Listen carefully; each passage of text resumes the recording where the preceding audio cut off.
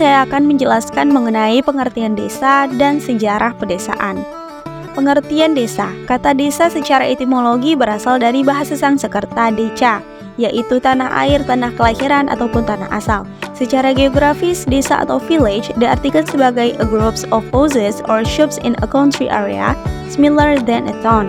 Desa sebagai kesatuan masyarakat hukum yang mempunyai kewenangan untuk mengurus rumah tangganya sendiri berdasarkan hak, asal-usul dan adat istiadat yang diakui dalam pemerintahan nasional dan berada di daerah kabupaten. Salah satu ahli yang bernama Rifki Siddiq menyatakan desa adalah suatu wilayah yang mempunyai kepadatan rendah yang dihuni penduduk dengan interaksi sosial. Selanjutnya, sekarang kita bakal bahas karakteristik desa. Nah, kalau mendengar kata desa, mungkin kita punya gambaran tersendiri ya tentang bagaimana sih orang-orang yang tinggal di desa. Namun, kita perlu melihat pandangan para pakar sosiologi dan ekonomi untuk menentukan karakteristik desa yang signifikan. Di antaranya yang pertama, mata pencaharian mereka lebih bergantung pada alam kalau dibandingkan dengan orang kota.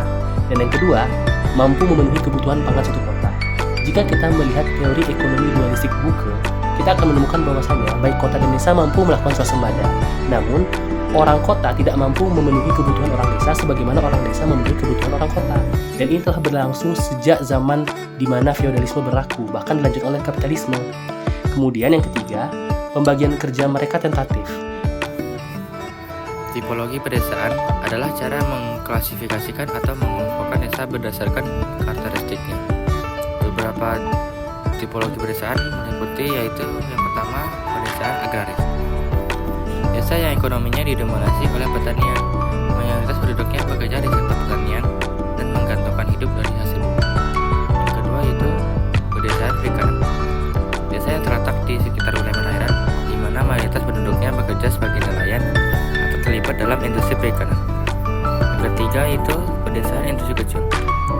Desa yang memiliki aktivitas industri kecil seperti kerajinan tangan, pengolahan makanan tradisional, atau produksi barang-barang tertentu dalam skala kecil. Yang keempat itu ada pedesaan pariwisata. Desa yang menarik wisatawan karena keindahan alamnya, warisan budayanya, atau atraksi khusus lainnya. Ekonomi desa ini sering tergantung pada sektor pariwisata. Yang terakhir itu ada pedesaan komuter. Desa yang mayoritas penduduknya bekerja di kota-kota terdekat dan melakukan perjalanan bolak-balik setiap hari untuk bekerja. Tiap tipologi pedesaan memiliki karakteristik unik, sosial sosial yang berbeda, serta pengaruh yang beragam terhadap kehidupan penduduknya. Desa Saranimatani. Desa Saranimatani ini merupakan suatu desa yang terbentuk dari perjalanan sejarah yang panjang, di mana terbentuknya desa ini atas dasar pemikiran yang ingin mempersatukan perbedaan. Ketika pada waktu itu terdapat perbedaan pandangan tentang kepercayaan atau agama yang membuat saling berselisih paham. Namun, atas usaha dari para pemimpinnya untuk bersatu membentuk suatu desa, akhirnya pada tahun 1903 terbentuk Desa Saranimatani. Kehidupan agama di Desa Saranimatani ini masih dipengaruhi oleh keadaan pada masa dahulu, di mana orang-orang yang tinggal di bagian atas menganut agama Kristen Katolik dan orang-orang yang tinggal di bagian bawah menganut agama Kristen Protestan.